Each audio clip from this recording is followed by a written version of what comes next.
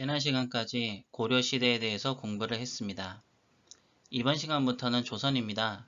조선은 1392년 이성계에 의해서 건국되었습니다. 고려시대 말에 등장한 신진사대부와 신흥무인 세력이 손을 잡고 세운 나라입니다. 그 대표적인 인물이 바로 정도전입니다. 신진사대부는 송나라의 유학인 성리학을 새나라 조선의 건국이념으로 받아들였습니다. 1443년에는 세종대왕에 의해서 우리의 자랑스러운 문자인 훈민정음이 만들어졌으며 그로부터 3년 뒤인 1446년에 반포하였습니다. 10월 9일이 한글날인데요. 바로 백성들에게 훈민정음을 반포한 날을 기념하는 날입니다. 조선시대에 큰 전쟁을 두 번 치릅니다. 1592년부터 7년간 이어진 임진왜란, 청나라가 침략한 병자 호란으로 나라가 없어질 뻔하기도 하였으나 일반 백성들이 의병 활동을 하고 이순신 제독님의 완벽한 승리로 나라를 지킬 수 있었습니다.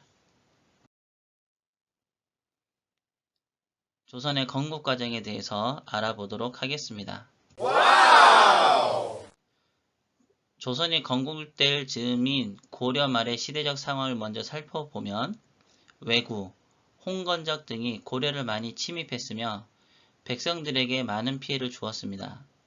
홍건적은 몽골족이 세운 원나라 말기에 나타난 도적대로 사진처럼 머리에 붉은색 수건을 쓰고 다녀서 홍건적이라고 부릅니다. 왜구의 침입도 매우 골칫거리였습니다. 그리고 원나라의 뒤를 이어서 등장한 명나라가 원나라가 다스리던 천령이 북쪽 지역을 고려에게 달라고 합니다. 그 지역은 공민왕 때 원나라로부터 되찾은 땅이었습니다. 그러나 명나라는 자신들이 원나라의 뒤를 이어 나온 나라이니 영토를 달라는 무리한 요구를 합니다. 고려사회 내부적으로는 권문세족의 횡포로 일반 백성들은 땅을 빼앗기고 노비가 되는 등 매우 힘든 생활을 하게 되어 혼란스럽습니다. 정치적으로는 권문세족에 맞서 홍건적, 왜구를 물리치는 과정에서 이성계로 대표되는 신흥무인 세력이 등장하고 과거 시험을 통해 정치에 참여하게 된 신진사대부가 등장합니다. 이제는 조선의 건국 과정을 본격적으로 알아보겠습니다. 홍건적, 왜구 등의 잦은 침입으로 인한 백성들의 고통, 중국 명나라의 등장 후 고려의 북쪽 영토를 요구하고 권문세족은 백성들을 수탈하여 매우 힘든 상황이었습니다. 이에 권문세족에 대항하고 백성들을 위한 정치를 하기 위해 신진사대부와 신흥무인 세력을 손을 잡게 됩니다. 신진사대부는 신진은 새롭게 나간다는 뜻이고요. 사는 공부하는 사람을 뜻합니다. 대부는 관직을 얻은 사람이고요. 즉 공부를 해서 관직을 얻어 새롭게 조정에 나가서 나랏일을 하는 사람을 뜻합니다. 과거 시험을 통해서 관리가 된 사람들입니다. 다음은 위화도 회군입니다. 위화도 회군은 명나라의 천령 이북 땅을 돌려달라는 요구를 고려가 거절하고 오히려 요동 지역을 정벌하기 위해 군대를 보내게 됩니다. 이 군대의 장군이 바로 이성계 장군이었습니다. 이성계 장군은 사불가론을 말하며 요동 정벌에 반대하였습니다. 사불가론은 작은 것으로 큰 것을 거스르는 것, 즉 작은 고려가 큰 명나라를 공격해서는 안 된다는 겁니다. 두 번째는 여름에 군대를 동원하는 것입니다. 여름에는 여러분들 농사를 지어야죠. 그렇기 때문에 농사 짓는 시기에 농사를 짓지 못하면 식량이 부족하게 되겠죠. 그래서 군대를 동원하지 않았습니다. 옛날에는 농민들이 곧 군인들이었거든요. 그 다음에 세 번째는 왜구가 빈틈을 노려서 공격을 할 수 있다는 겁니다. 왜구가 그렇지 않아도 자꾸 해안선에 들어와서 노략질을 하는데 그때 군대를 파견해 버리면 다른 나라를 요동을 정발하기 위해 군대를 보내버리면 이 왜구가 쳐들어왔을 때 대응을 못한다는 거겠죠. 그 다음에 네 번째가 장마철에 활과 쇠뇌의 악교가 느슨하고 대군이 질병에 돌 것입니다. 이건 무슨 말이냐면 네, 장마철이니까 철 이런 것들이 네, 철로 만든 무기가 녹이 슬거나 그 다음에 날이 덥기 때문에 활과 화살 촉을 연결하는 이런 곳에 쓰인 본드 같은 걸 악교라고 하는데요. 이런 게 느슨해져서 네, 역할을 제대로 하지 못한다는 거죠. 그리고 또 수인성 질병 같은 게 생길 수도 있죠. 이 네 가지 이유를 들어서 요동정벌에 반대를 하게 되는데 고려의 왕과 최영 장군은 끝까지 요동정벌을 강행하게 됩니다. 이성계도 어쩔 수 없이 참여를 하게 되는데요. 위화도에 도착할 때 비가 많이 와서 군대가 더 이상 진격하기가 어렵게 되고 아픈 병사들도 생기게 됩니다. 이에 이성계 장군은 회군을 요청하는데요. 돌아가겠다라고 얘기를 하는데 회군을 하지 말라고 강경하게 공격을 하라고 합니다. 이렇게 되자 이성계 장군은 위화도에서 고려 군대를 돌려버립니다. 이게 바로 위화도 회군이고요. 이 소식이 조정에 전해지자 고려의 왕과 최영 장군은 개경으로 돌아가는데 개경에서 붙잡히게 됩니다. 그 결과 우왕은 폐위되고 최영 장군은 죽임을 당하게 됩니다. 그리고 이성계와 신진사대부는 정권을 장악하게 됩니다. 네 번째는 고려의 개혁파와 조선 개국파의 갈등이라고 했습니다. 이렇게 이제 신진 사대부들이 정권을 잡았는데요. 이 신진 사대부들 사이에서 갈등이 생기게 됩니다. 바로 온건적 신진 사대부와 급진적 신진 사대부인데요. 온건적 신진 사대부는 고려 개혁파고 급진적 신진 사대부는 조선 개국파입니다. 즉 고려 개혁파는 고려란 나라는 그대로 유지하고 제도를 바꾸는 개혁을 통해서 충분히 이 문제를 해결할 수 있다라고 하는 거고요. 조선 개국파는 고려는 더 이상 희망이 없다. 새로운 나라를 만드는 게 최선이다. 라고 생각하는 사람들이었습니다. 온건 신진사대부의 대표는 정몽주였고요. 조선 개국파, 즉 급진적 신진사대부의 대표는 정도전이었습니다. 그런데 1392년에 조선 개국파 이방원의 아들에 의해서 정몽주가 죽임을 당하게 되죠. 아래 하여가와 단심가라고 하는 시조가 있는데 여러분들 아마 이거 한두 번쯤 들어봤을 수도 있습니다. 하여가는 이방원이 정몽주에게 보낸 시입니다. 정몽주의 마음을 한번 떠보기 위해서 보낸 건데요. 이런들 어떠하며 저런들 어떠하리 만수상 드렁치기 얽혀진 듯 어떠하리 우리도 이같이 얽혀져 100년까지 누리리라. 자, 그러니까는 뭐 고려에서 살던 조선에서 살던 무슨 상관이 있겠느냐. 우리도 그냥 같이 살자라고 이렇게 보냈는데 정몽주는 단심가로 답을 하지요. 이 몸이 죽고 죽어 100번 고쳐주고 100번을 죽어도 또 백골이 진토되어 넋이라도 있고 없고 뼈가 흙이 되어서 없어지고 넋도 영혼도 있으나 없으나 임향한 일편단심이야. 그래서 임은 고려를 뜻하는 거죠. 임향한 마음은 가지 않는다라고 써서 보냅니다. 이 글을 받고 이방원은 정몽주는 우리 편이 될 수 없는 사람이구나 라고 생각하고 정몽주를 죽이게 되고요. 바로 이 1392년이 조선이 세워지는 해입니다. 자, 그리고 토지개혁을 합니다. 1391년에 하게 되는데요. 과전법이라고 쓰여 있죠. 권문세족의 토지를 싹 빼앗아서 관리들에게 세금을 거둘 수 있는 권리를 나누어 주는 제도입니다. 하지만 백성들이 참 근본적인 문제는 해결하지 못했고요. 지금 드라마의 한 장면입니다. 정도전에 나오는 장면인데 여기서 지금 불타고 있는데요. 까맣게 재만 남은 것이 바로 권문세족의 토지문서입니다. 드디어 1392년에 이성계는 조선을 건국하게 되었습니다. 이번에는 조선 건국에 담겨 있는 유교에 대해서 좀 알아보겠습니다. 이성계는 조선을 건국하고 나서 도읍지를 개경해서 다른 곳으로 옮기는 것을 제일 먼저 하게 됩니다. 수도, 도읍지를 옮기는 것을 천도라고 하는데 천도를 하기 위한 도읍지 후보지로 지도에 보이는 것처럼 송림, 도라산, 적성, 무악, 한양, 계룡산 등이 거론이 됩니다. 그런데 계룡산 근처로 도읍지를 정하게 되고요. 실제로 계룡산 근처에서 궁궐 공사를 10개월가량 하게 되고 지금도 그 흔적들이 남아 있습니다.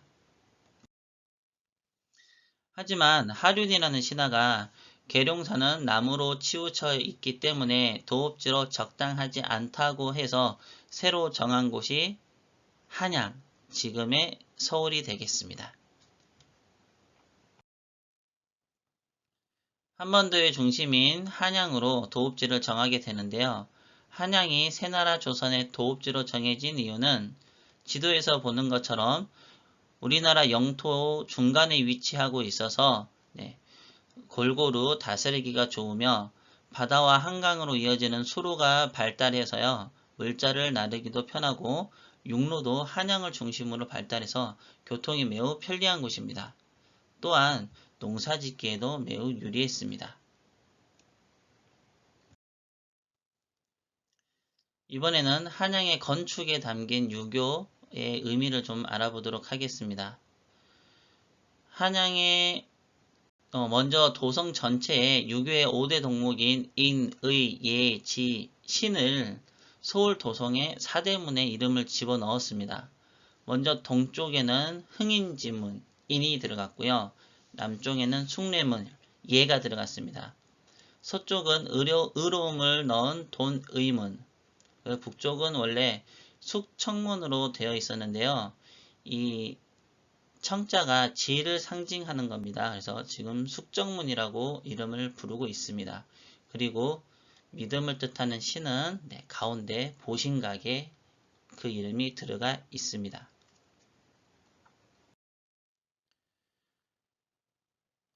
인의예지신 이것을 모두 반영했다니 정도전은 정말 유교를 사랑하고 대단한 사람인 것 같습니다. 자, 그리고 조선에는 5개의 궁궐이 있습니다. 경복궁, 창덕궁, 창경궁, 덕수궁, 그리고 경운궁입니다. 지도에서 보면 지금 파란색 글씨로 표시를 해 두었죠. 잘 보도록 하시고요. 이 중에서 조선시대에 한양에서 가장 먼저 세워진 것이 바로 경복궁입니다. 이 경복궁 궁궐의 이름과 경복궁 안에 있는 전각, 건물들의 이름도 모두 정도전이 지었습니다. 경복궁은 조선의 법궁으로서 중국 시경에 나오는 군자만복 개이경복이라는 말에서 경복을 따왔다고 하고요. 경복궁 안에 있는 건물들의 이름은 근정전, 사정전, 강령전, 교태전으로 이름을 지었는데요.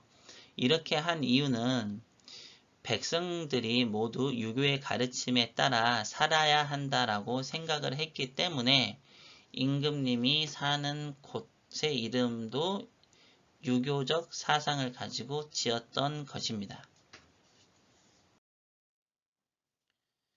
탐구 활동을 해보겠습니다. 화면에 보이는 그림은 교과서에도 있는 그림입니다. 고려 말의 혼란스러운 사회 모습을 보여주고 있는데요.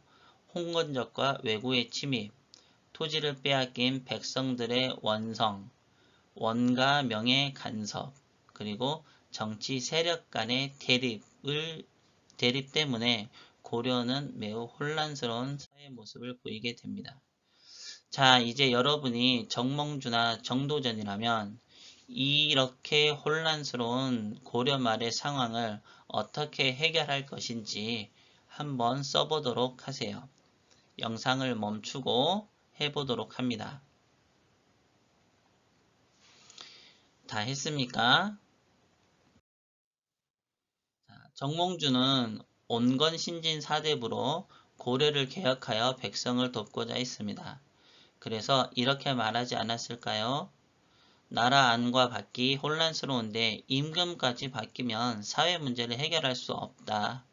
기존의 잘못된 규칙과 제도를 바꾸고 관리들을 잘 관리한다면 문제를 해결할 수 있다. 이렇게 얘기를 했을 것 같습니다. 그럼 정도전은 어떻게 했을까요? 정도전은 신진사대부로 이렇게 말하지 않았을까요? 해결해야 할 문제가 많아서 일부를 고쳐서는 해결할 수 없다. 임금님도 문제가 있으니 모든 것을 새롭게 시작해야 한다. 라고 말했을 것 같습니다. 오늘 공부한 내용을 정리하겠습니다. 먼저 조선의 건국 과정을 정리하면 고려 말의 권문세족의 횡포, 왜구와 혼건적의 침입으로 혼란스러웠으며 이를 해결하기 위해 신진사대부와 신흥무인 세력이 손을 잡습니다.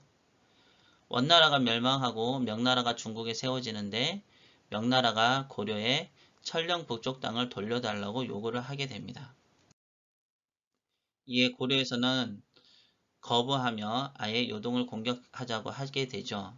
많은 신하들의 반대가 있었지만 고려의 우왕과 최영을 중심으로 요동 정벌을 강행하게 되고 요동 정벌에 반대하였던 이성계는 위화도에서 군대를 돌려 개경으로 향합니다. 그 결과 우왕이 폐위되고 최영도 죽음을 맞이하게 됩니다. 이로써 신진사대부와 이성계를 중심으로 한 세력이 고려의 정권을 잡게 됩니다. 이게 위화도 회군입니다. 하지만 신진사대부 사이에서 갈등이 생기게 되는데 바로 정몽주를 대표로 하는 고려개혁파, 정도전을 대표로 하는 조선개국파로 나뉘게 됩니다. 나중에 정몽주가 선주교에서 이성계의 5번째 아들 이방원에게 죽음을 당함으로써 조선개국파에 의해 조선이 세워지게 됩니다. 태조 이성계가 조선을 세운 후 가장 먼저 한 일이 개경에서 한양으로 천도를 한 거였습니다. 그래서 한양을 도읍지로 삼은 이유에 대해서 알아보면 한양은 우리나라의 중간에 위치하고 있어서 교통이 편리하고 산으로 둘러싸여 방어에 유리하는 등 지리적으로 이점이 많았습니다. 그리고 한강을 거쳐 물자를 옮기거나 농사를 짓고 생활하기에 좋았기 때문입니다. 그리고 조선은 유교의 나라입니다. 그래서 한양을 만들 때 건축물에 유교의 내용을 반영했습니다. 유교의 덕목인 인의 예지를 넣어 사대문의 이름을 도니문, 흥인지문, 숭례문, 숙정문이라고 지었습니다. 그리고 경복궁의 이름과 경복궁의 건물 이름에도 유교의 사상을 넣어 지었습니다. 네, 지금까지 조선의 건국 과정, 그리고 조선의 건국 이념인 유교가 한양에 어떻게 반영이 되어 있었는지 알아보았고요. 다음 시간에는 민족 문화를 지킨 조선에 대해서 공부를 하도록 하겠습니다. 자, 여러분들 오늘도 수고 많이 했고요. 다음 시간에 또 만나요.